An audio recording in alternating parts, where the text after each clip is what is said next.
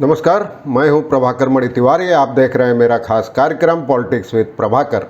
कल मैंने अपनी रिपोर्ट में बताया था, पश्चिम बंगाल में वैश्विक व्यापार सम्मेलन आज से शुरू हो रहा है 2 दिनों का। इसी मुताबिक आज से सम्मेलन शुरू हुआ और पहले दिन क्या क्या हुआ मैं आपको बताऊंगा विस्तार से। आखिर तक देखिए, जैसे तो चैनल को सब्सक्राइब करें, मित्रों और परिजनों के साथ शेयर करें और घंटी का निशान भी दबा दें। गौतम अडानी और ममता के रिश्ते 36 के रहे हैं मुख्यमंत्री ममता बनर्जी के, लेकिन इस सम्मेलन में यह रिश्ता बदलकर 36 से 63 होता नजर आया। गौतम अडानी ने पश्चिम बंगाल में अगले 10 वर्षों में 10,000 करोड़ रुपए के निवेश का ऐलान किया सम्मेलन के पहले दिन ही, और इससे 25,000 नौकरियां पैदा होंगी, रोजगार के अवसर पैदा होंगे। मैं आपको बताऊंगा क्या कहा गौतम अडानी ने, क्या कहा ममता ने, और कल आखिरी दिन है, उसके बाद विस्तार से आपको बताऊंगा क्या क्या हुआ और आपको झलकियां दिखाऊंगा। इसके बाद देखिए सम्मेलन के उद्घाटन समारोह की झलकियां, उसके वीडियो, और उसके बाद फिर आपको रिपोर्ट बताऊंगा।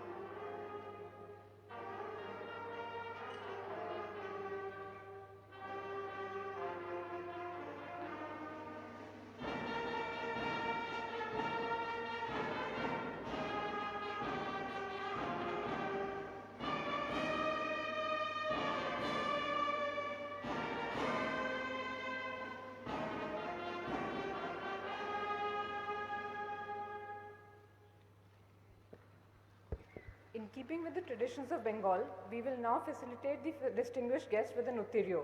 I request our senior ministers and officers to kindly honor the guest on the dais with the traditional Uttiryo, please.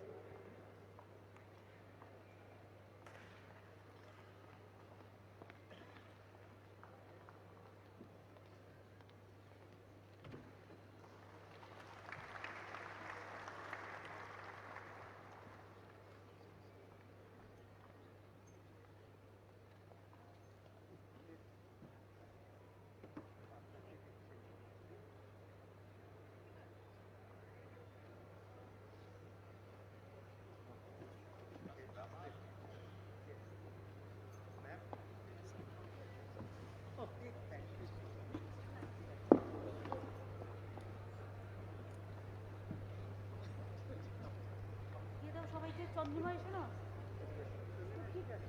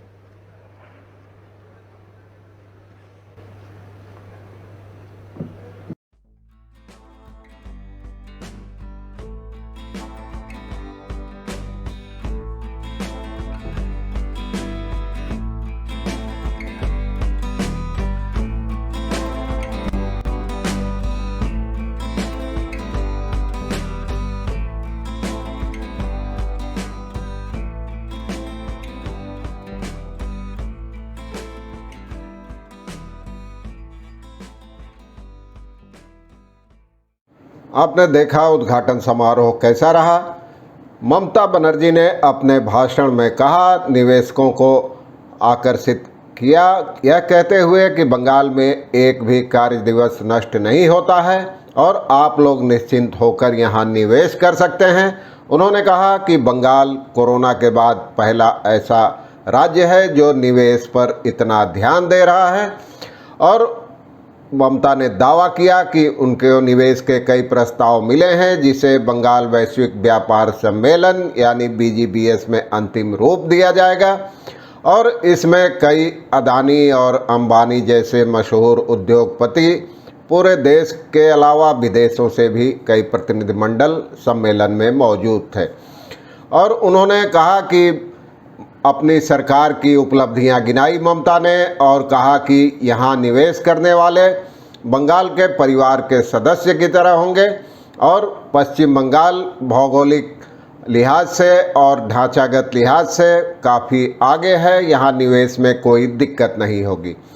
उनका दावा था कि बंगाल सरकार धीरे धीरे आगे बढ़ रही है, बंगाल में सूर्योदय हो रहा है और रोज़ एक नया सवेरा होता है। उन्होंने कहा कि पश्चिम बंगाल पहला ऐसा राज्य है जो कोविड के बाद उद्योग और वाणिज्य पर ध्यान दे रहा है, इसलिए 2 साल बाद इस सम्मेलन का आयोजन किया गया है।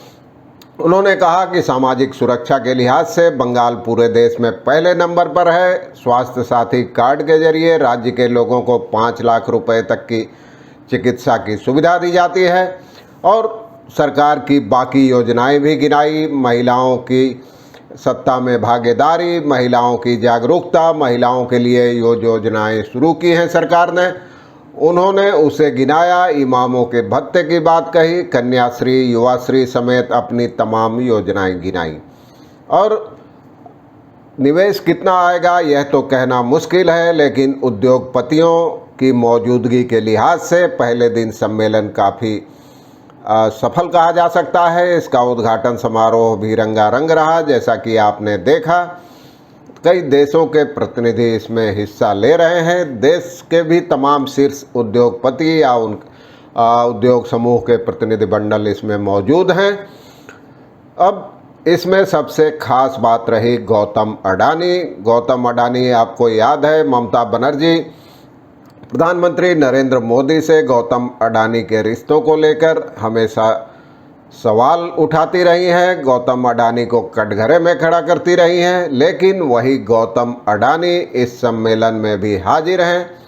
सिर्फ हाजिर ही नहीं हैं, उन्होंने कहा कि उनका समूह पश्चिम बंगाल में अगले 10 वर्षों में 10,000 करोड़ रुपए का निवेश करेगा और इससे कई नौकरियां मिलेगी। करीब 25,000 रोजगार के नए अवसर पैदा होंगे। यही नहीं, अडानी ने अपने भाषण में मुख्यमंत्री ममता बनर्जी और उनकी योजनाओं की भी भूरी भूरी सराहना की। कई उद्योगपतियों ने भाषण दिया। एकदम आखिर में अडानी का भाषण था और उनके भाषण के बाद ही ममता बनर्जी ने भाषण दिया। अडानी ने अपने भाषण में स्वाधीनता संग्राम के दौरान पश्चिम बंगाल की भूमिका का जिक्र किया और महिला सशक्तिकरण के मामले में जो राज्य सरकार ने पहल की है उसकी सराहना की। उन्होंने ममता से कहा कि आपने इस दिशा में जो ठोस कदम उठाया है, ठोस पहल की है, वह सराहनीय है और तमाम बातें कही। उन्होंने मिसाल दी पश्चिम बंगाल की उद्योग, संस्कृति और प्रशासनिक दक्षता के लिहाज से। उन्होंने ममता की सराहना करते हुए कहा कि लोकप्रियता के लिहाज से उनका कोई मुकाबला नहीं है और उनका करिश्मा असाधारण है, व्यक्तित्व करिश्माई है। इसके बाद उन्होंने राज्य में निवेश का ऐलान किया। उन्होंने कहा कि अगले 10 वर्षों में उनका समूह राज्य में 10,000 करोड़ रुपए का निवेश करेगा। इससे 25,000 रोजगार के अवसर पैदा होंगे।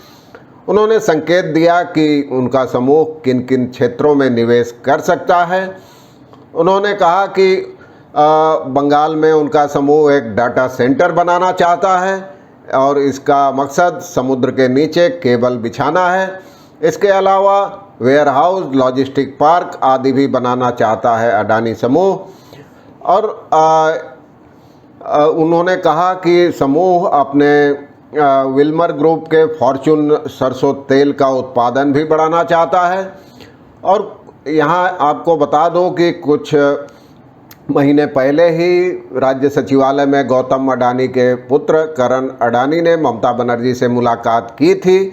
उसी समय ममता ने उनको अपने पिता के साथ सम्मेलन में आने का न्योता दिया था और उसी के बाद करण और गौतम इस सम्मेलन में हाजिर हैं। और सिर्फ हाजिर ही नहीं हैं, उन्होंने 10,000 करोड़ रुपए के निवेश का भी ऐलान कर दिया है। और यह पहला मौका है, बंगाल वैश्विक व्यापार सम्मेलन 5 वर्षों पहले भी 5 बार हो चुका है, लेकिन यह पहला मौका है जब गौतम अडानी इसमें हाजिर हैं। और कई चीज़ें हैं, उन्होंने कहा कि मैं उम्मीद करूंगा कि बंगाल के लोगों की आकांक्षाओं पर खरा उतरूं और निवेश की प्रक्रिया शीघ्र ही शुरू हो जाएगी। यह रहा पहले दिन का लब्बो-लुआब। दूसरे दिन पता चलेगा कितना निवेश हुआ, कितने सहमति पत्रों पर हस्ताक्षर हुए, आपको उस समय भी बताऊंगा। आज के लिए बस इतना ही। धन्यवाद, नमस्कार।